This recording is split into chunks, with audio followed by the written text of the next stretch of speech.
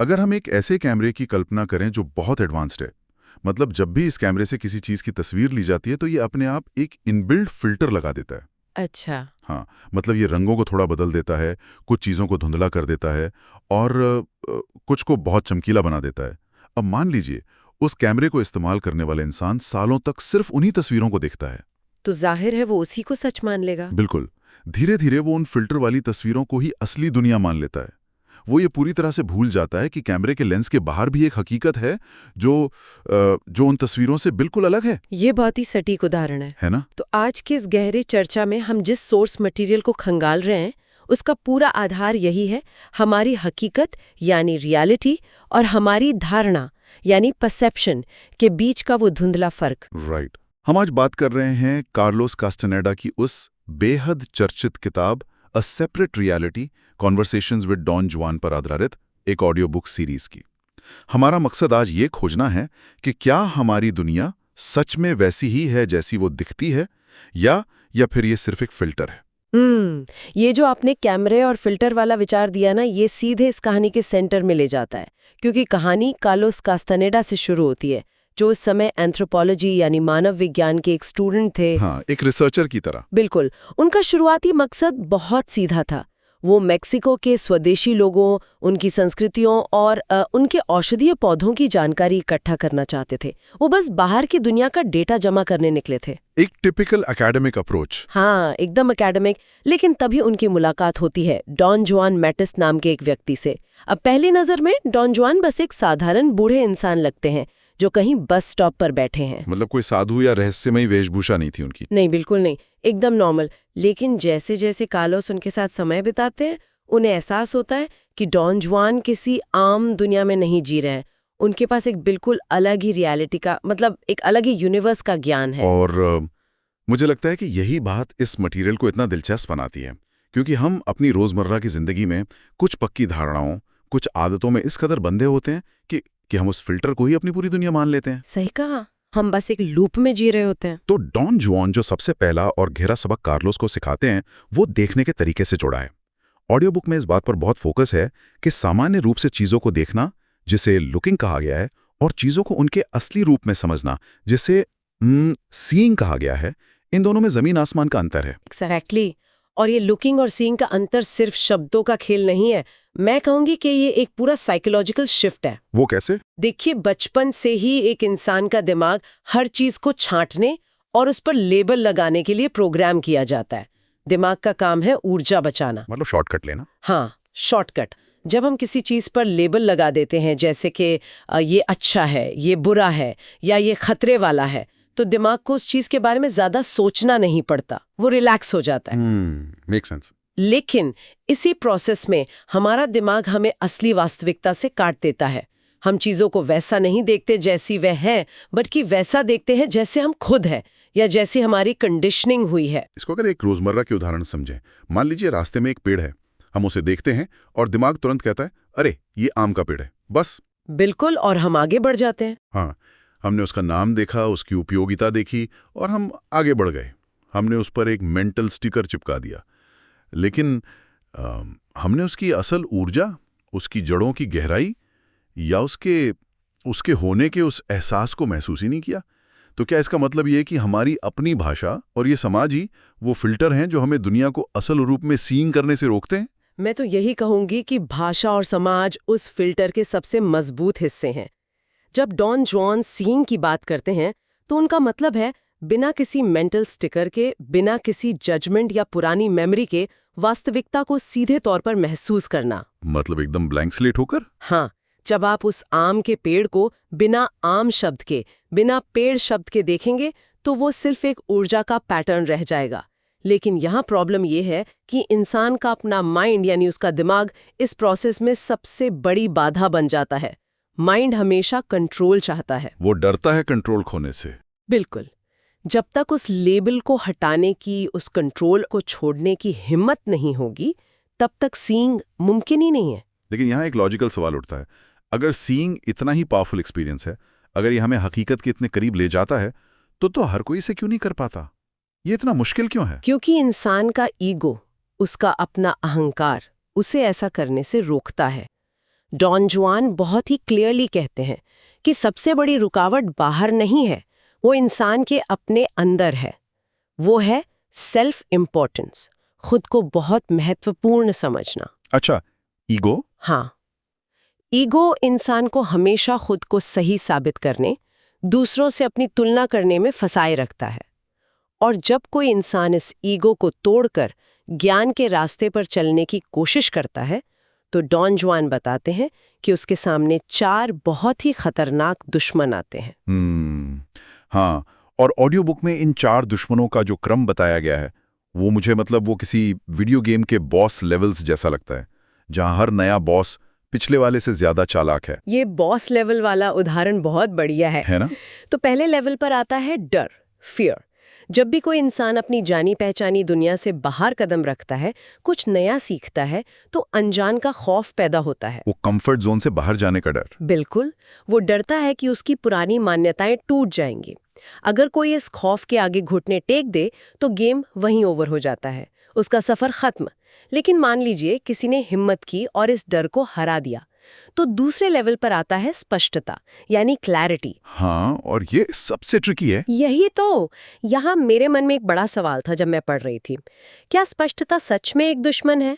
मतलब अगर मेरा डर खत्म हो गया है और मुझे चीजें साफ साफ समझ आ रही हैं, तो ये तो एक जीत होनी चाहिए ना। मैं दुश्मन को ही अपनी मंजिल क्यों ना मान लूं? ये बहुत ही स्वाभाविक उलझन है। ज्यादातर लोगों को यही लगता है।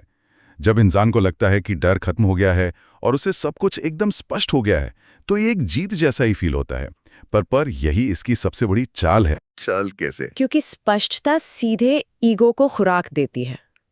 जब थोड़ा सा ज्ञान मिल जाता है और चीजें समझ आने लगती हैं, तो इंसान में एक तरह का ओवर कॉन्फिडेंस आ जाता है। उसे लगता है कि अब उसके पास हर सवाल का जवाब है। उसे दुनिया का सीक्रेट पता चल गया है। अच्छा, मतलब वो मान बैठता है कि उसने सब कुछ डिकोड कर लिया है। ठीक यही। और जब इंसान को लगता है कि वो सब जानता है, तो वो नया सीखना बंद कर देता है। वो अपनी उसी स्पष्टता के कंफर्ट जोन में बैठ जाता है। वो एक सच्चा योद्धा या रिसर्चर नहीं रहता, वो एक ज्ञानी होने का अहंकार पाल लेता है। वाओ। डॉन जुआन इसी बात पर जोर देते हैं कि जब इंसान मैं सब जानता हूं का भ्रम पाल लेता है, तो उसकी सीइंग की क्षमता वहीं ब्लॉक हो जाती है। स्पष्टता इंसान को अंधा कर देती है। ये तो बहुत गहरा ट्रैप है, क्योंकि डर में इंसान को कम से कम ये तो पता होता है कि वो डरा हुआ है ना? उसे अपनी कमजोरी का एहसास होता है। लेकिन स्पष्टता में तो उसे अपनी कमजोरी भी ताकत लगने लगती है। बिल्कुल। और अगर कोई बहुत मुश्किल से स्पष्टता के ट्रैप से बाहर निकल भी आए, तो तीसरा बॉस उसका इंतजार कर रहा होता है, और वो है शक्ति या पावर। पावर का नशा। हाँ, ज्ञान और स्पष्टता से जो ताकत मिलती है, उसमें करप्ट हो जाना बहुत आसान है। इंसान उस शक्ति का इस्तेमाल दूसरों को डोमिनेट करने या अपने फायदे के लिए करने लगता है। वो खुद को उस शक्ति का मालिक समझने लगता है, जबकि ज्ञान के रास्ते में इंसान को सिर्फ शक्ति का माध्यम बनना होता है। और अहंकार में आके वो खुद ही अपना पतन कर लेता है। बिल्कुल। और फिर अगर कोई इससे भी बच निकले, तो आता है चौथा और आखिरी दुश्मन, बुढ़ापा। Old age. हाँ, लेकिन बुढ़ापा यहाँ सिर्फ शरीर का कमजोर होना नहीं है। ये वो मेंटल स्टेट है जब इंसान ने डर, स्पष्टता और शक्ति तीनों को जीत लिया है। उसके पास अनुभव है, ज्ञान है, लेकिन उन पिछले दुश्मनों से लड़ते लड़ते वो इतना थक चुका होता है कि उसमें आगे बढ़ने की ऊर्जा ही नहीं बचती। मतलब वो गिव अप कर देता है। वो बस आराम करना चाहता है। ये एक ऐसा दुश्मन है जिसे पूरी तरह से कभी नहीं हराया जा सकता, लेकिन एक सच्चा योद्धा अपनी आखिरी सांस तक इससे लड़ता रहता है। इसीलिए ईगो को खाली रखना जरूरी है। तो अगर ये दुश्मन इतने ताकतवर और इतने चालाक हैं, जो हमारे अपने ही मनोविज्ञान के अंदर छिपे हैं, तो कोई इनसे लड़े कैसे? मतलब इन बॉस लेवल्स को पार करने के लिए कोई टूल तो चाहिए। हाँ, बिल्कुल। ऑडियो बुक में इसके समाधान के रूप में चेतना यानी अवेयरनेस के विस्तार और मानसिक अनुशासन पर बहुत फोकस किया गया है। अवेयरनेस को बढ़ाने का मतलब बताया गया है कि इंसान पूरी तरह से वर्तमान पल में रहे। और डॉन जुआन यहाँ प्रकृति को सबसे बड़ा टीचर मानते हैं। प्रकृति से बेहतर कोई टीचर नहीं है इस मामले में। रेट। उनका मानना है कि जानवरों का व्यवहार, पक्षियों की हरकतें या रेगिस्तान की खामोशी, ये सब सिर्फ कोई बैकग्राउंड नहीं है, ये प्रकृति के गहरे संकेत हैं। लेकिन इन संकेतों को सुनने के लिए माइंड कंट्रोल चाहिए। अब माइंड कंट्रोल सुनकर अक्सर ऐसा लगता है कि कि हमें अपने विचारों को बलपूर्वक रोकना है, उनसे कोई युद्ध लड़ना है। और यहीं पर ज्यादातर लोग सबसे बड़ी गलती करते हैं। विचारों से लड़ना, उन्हें दबाना, उन्हें और ताकतवर बनाता है। इसी को समझने के लिए अगर हम एक नदी का उदाहरण लें, मान लीजिए हमारे विचार एक बहती हुई तेज नदी की तरह हैं। अगर कोई उस नदी के बीच में खड़ा होकर उसे अपने हाथों से रोकने की कोशिश करेगा तो क्या होगा? वो बस थक जाएगा। हाँ, वो थक जाएगा और नदी का बहाव उसे अपने साथ ले जाएगा। विचारों को रोकने की कोशिश बिल्कुल ऐसी ही है। मानसिक अनुशासन का मतलब उस नदी को रोकना नहीं है। अनुशासन का मतलब है किनारे पर शांति से बैठना और उस नदी को बहते हुए देखना, बिना उस पानी में कूदे। ये नदी वाला उदाहरण बहुत प्यारा है। इसे अगर थोड़ा और गहराई में ले जाएं तो किनारे पर बैठने का मतलब है अपने विचारों से डिटैच होना, उन्हें सिर्फ ऑब्जर्व करना, बिना जज किए। हाँ, बिना जज किए। जब इंसान ये सीख जाता है तब वो बाहरी शोर और अंदर के शोर दोनों से कट जाता है। डॉन जुआन जो रेगिस्तान की खामोशी का महत्व बताते हैं, वो सिर्फ ये नहीं है कि वहां कोई आवाज नहीं है। रेगिस्तान में कोई मानव निर्मित अग्रीमेंट या नियम नहीं है। कोई सोशल प्रेशर नहीं है। बिल्कुल, कोई घड़ी नहीं, कोई ट्रैफिक सिग्नल नहीं, कोई उम्मीदें नहीं। जब बाहरी दुनिया का ये शोर बंद होता है और इंसान के अंदर विचारों की नदी शांत होती है, तभी वो प्रकृति के उन सूक्ष्म संकेतों को सुन पाता है। यानी वो दुनिया के उस हिस्से को फील कर पाता है जो हमारे रोजमर्रा के फिल्टर से छिप गया था। एग्जैक्टली। दुनिया सिर्फ इन भौतिक चीजों जैसे पेड़, पहाड़, इमारतों से नहीं बनी है, ये अदृश्य ऊर्जा के पैटर्न से भी बनी है।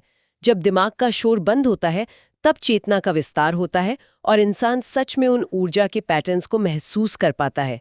यही वो मानसिक अनुशासन है जो इंसान को सतह से नीचे ले जाता है, जहां सींग घटित होती है। और जब ये अनुशासन अपने चरम पर पहुंचता है तो इंसान हकीकत के एक बिल्कुल नए स्तर में प्रवेश करता है। इसे ऑल्टर्ड स्टेट्स ऑफ कॉन्शियसनेस कहा गया है। चेतना की बदली हुई अवस्था। हाँ, ये वो अवस्था है जहां इंसान की सामान्य धारणा की सीमाएं टूट जाती हैं। और यहीं पर एक बहुत ही इंपॉर्टेंट फर्क सामने आता है, ज्ञान यानी नॉलेज और बुद्धिमत्ता यानी विजडम के बीच का फर्क। नॉलेज और विजडम का ये फर्क ही तो कास्टानेडा की पूरी यात्रा का सार है। इसे हम आग के एक बहुत ही बेसिक उदाहरण से समझ सकते हैं। नॉलेज का मतलब ये जानना है कि आग गर्म होती है और वो हमें जला सकती है। ये फैक्ट हमने किताबों में पढ़ा है या किसी ने हमें बताया है। पास जाता है, उसकी गर्मी को अपनी त्वचा पर महसूस करता है, शायद कभी उसका हाथ हल्का सा जल भी जाता है। उस एक्सपीरियंस से जो वो सीखता है कि खुद को गर्म रखने के लिए उस आग से कितनी सही दूरी बनाए रखनी है, वो विजडम है। किताबें पढ़ना सिर्फ नॉलेज है। बिल्कुल, आग से सही दूरी का वो अनुभव ही इंसान को बदलता है। और कार्लोस के केस में यही सबसे बड़ी रुकावट थी। वो एकेडमिक नॉलेज में फंसा था। हाँ, कार्लोस एक बहुत ही पढ़े लिखे स्टूडेंट थे। उनके पास बहुत सारा लॉजिकल नॉलेज था, लेकिन वो बुरी तरह उलझे हुए थे। उनका दिमाग हर नए अनुभव को, हर रहस्य को तर्क के किसी पुराने सांचे में फिट करना चाहता था। वो हर चीज को एक्सप्लेन करना चाहते थे। वही तो डॉन जॉन उन्हें बार बार यही समझाते हैं कि जब तक किसी चीज को खुद जिया ना जाए, उसका सीधा अनुभव न किया जाए, तब तक सीइंग संभव ही नहीं है। मतलब आप वास्तविकता को किसी थ्योरी से नहीं समझ सकते, उसे एक्सपीरियंस करना ही पड़ेगा। एक्सपीरियंस करना ही पड़ेगा, क्योंकि वास्तविकता कोई एक फिक्स चीज नहीं है, कोई एक ठोस पत्थर नहीं है जिसे आप एक बार नाप लें और काम खत्म। ये एक ऐसा अनुभव है जिसे इंसान अपनी चेतना के स्तर के अनुसार अलग अलग परतों में समझता है, अलग अलग लेयर्स में। हाँ, जब डॉन जुआन अल्टर्ड स्टेट्स में जाने की बात करते हैं तो उनका मतलब किसी जादुई दुनिया या भ्रम में जाना नहीं है। उनका मतलब है वास्तविकता की उन परतों को महसूस करना जो हमारे नॉर्मल लॉजिकल दिमाग की पकड़ से बाहर हैं। ज्ञान इंसान को रास्ता दिखा सकता है, लेकिन उस रास्ते पर चलकर जो ठोकरें इंसान खाता है, उनसे जो विजडम मिलती है, वही उसे असली हकीकत के दर्शन कराती है। तो जब किसी इंसान को ये विजडम मिल जाती है तो सबसे बड़ा प्रैक्टिकल सवाल ये उठता है कि अब इस नई समझ के साथ जीवन जिया कैसे जाए। मतलब इस सब का हमारी रोजमर्रा की जिंदगी में, ऑफिस में, घर में क्या काम है? यही सबसे क्रिटिकल पार्ट है। इसका जवाब ऑडियो बुक में एक योद्धा के मार्ग यानी द वॉरियर्स पाथ के रूप में दिया गया है। और यहाँ ये क्लियर करना जरूरी है कि योद्धा का मतलब वो नहीं है जो तलवार लेकर युद्ध के मैदान में खून खराबा करता है। नहीं, डॉन जुआन का योद्धा किसी बाहरी दुश्मन से नहीं लड़ता। एक योद्धा वो है जो जीवन की हर परिस्थिति का सामना पूरी जागरूकता, अनुशासन और साहस के साथ करता है। इस योद्धा के 3 मुख्य गुण बताए गए हैं। हाँ, पहला गुण है अवेयरनेस, मतलब बिना भटके पूरी तरह से वर्तमान में रहना। दूसरा है जिम्मेदारी, यानी रिस्पॉन्सिबिलिटी, अपनी स्थिति के लिए दूसरों को या हालात को दोष ना देना। और तीसरा है डिटैचमेंट, वैराग्य। बिल्कुल। डिटैचमेंट का मतलब ये बताया गया है कि चीजों के साथ जुड़ना, अपना 100% देना, लेकिन उनसे चिपकना नहीं, क्योंकि सब कुछ टेम्परेरी है। लेकिन मुझे यहाँ एक बहुत बड़ा विरोधाभास लगता है। कैसा विरोधाभास? तो कोई इंसान पूरी तरह से डिटैच होकर बिना रिजल्ट की चिंता किए अपना 100% कैसे दे सकता है? हम इंसान तो कोई भी काम शुरू करने से पहले उसका रिजल्ट सोचते हैं। अगर मुझे रिजल्ट से कोई मतलब ही नहीं है तो मैं वो काम करूंगा ही क्यों? ये उलझन इसलिए होती है क्योंकि हम डिटैचमेंट को उदासीनता या परवाह न करने से जोड़ लेते हैं। एक आम इंसान जीवन को पूरी तरह से कंट्रोल करने की कोशिश करता है। वो चाहता है कि हर चीज उसके हिसाब से हो, और जब ऐसा नहीं होता तो वो परेशान होता है। लेकिन एक योद्धा ये जानता है कि रिजल्ट्स को कंट्रोल करने की कोशिश करना बिल्कुल बेकार है। तो फिर उसका फोकस कहाँ होता है? काम पर? उसका फोकस सिर्फ अपने कर्म पर, अपनी प्रक्रिया पर होता है। परिणाम पर आपका कोई नियंत्रण नहीं है। कंट्रोल सिर्फ इस बात पर है कि आप उस काम को कितनी अवेयरनेस के साथ कर रहे हैं। इसे डॉन जुआन नियंत्रित मूर्खता या कंट्रोल्ड फॉली भी कहते हैं। कंट्रोल्ड फॉली, ये टर्म थोड़ा अजीब है, इसका क्या मतलब है? इसका मतलब है कि योद्धा जानता है कि इस बड़े ब्रह्मांड के स्तर पर उसके किसी भी काम का कोई अंतिम महत्व नहीं है। सब कुछ एक दिन खत्म हो जाएगा, लेकिन फिर भी वो अपने काम को ऐसे करता है जैसे वही दुनिया का सबसे जरूरी काम हो। ओहो, ये तो बहुत डीप है ना? डिटैचमेंट का मतलब ये नहीं है कि उसे किसी चीज से प्यार नहीं है। इसका मतलब है कि वो जीवन के इस खेल में पूरी तरह से शामिल है, पूरी इंटेंसिटी के साथ खेल रहा है। लेकिन वो हर पल ये भी जानता है कि ये सिर्फ एक खेल है। ये समझ उसे हारने के डर और जीतने के अहंकार दोनों से फ्री कर देती है। सच में ये बहुत ही पावरफुल विचार है, खेल में शामिल होना लेकिन उससे अपनी पहचान न बना लेना। तो आज की इस पूरी बातचीत को अगर हम समेटें तो अ सेपरेट रियलिटी का सबसे बड़ा और गहरा सबक यही निकल कर आता है कि ये दुनिया जो हमें दिखाई देती है, जिस पर हम इतना अटूट यकीन करते हैं, वो सिर्फ एक एग्रीमेंट है, एक समझौता जो हमने समाज के साथ किया है। बिल्कुल एक सोशल अग्रीमेंट। हमने मान लिया है कि चीजें वैसी ही हैं जैसे उनका नाम है। इसका मतलब ये नहीं कि ये दुनिया गलत है, बल्कि ये है कि ये दुनिया अधूरी है। असली आज़ादी बाहर की दुनिया को बदलने में नहीं है, बल्कि अपने देखने के तरीके, अपनी परसेप्शन को बदलने में है। जब हम अपनी धारणा बदलते हैं तो दुनिया खुद ब खुद एक नए रूप में सामने आ जाती है। यही सीइंग है। और इसी बात को आज के समय से जोड़ते हुए मैं जाते जाते एक विचार छोड़ना चाहूंगा। जरूर। आज के इस डिजिटल युग में जहां हर समय स्मार्टफोन, सोशल मीडिया और न्यूज़ के जरिए दुनिया भर का ज्ञान हम तक पहुंच रहा है, क्या इंसान सच में अपनी रियलिटी खुद चुन रहा है, या फिर एल्गोरिदम और समाज द्वारा बनाए गए एक नए डिजिटल एग्रीमेंट को हमने बिना कोई सवाल किए सच्चाई मान लिया है? ये बहुत ही डरावना सच है। हाँ, शुरुआत में हमने उस कैमरे के फिल्टर की बात की थी। आज तो सोशल मीडिया का वो फिल्टर सीधे हमारे दिमाग पर लगा हुआ है। एकदम सही। तो जब भी आपके मन में किसी भी चीज को लेकर कोई बहुत पक्की धारणा बने, कोई फिक्स्ड बिलीफ आए, तो शायद बस एक पल के लिए रुककर ये पूछने की जरूरत है, क्या हम सिर्फ इस दुनिया को देख रहे हैं या सचमुच इसे सीइंग कर रहे हैं? क्या हम हकीकत देख रहे हैं या सिर्फ वो जो फिल्टर हमें दिखा रहा है? बहुत ही गहरा सवाल है सोचने के लिए। इसी सवाल के साथ हम आज की इस चर्चा को यहीं रोकते हैं। सोचने और अपनी धारणाओं को टटोलने के लिए बहुत कुछ है।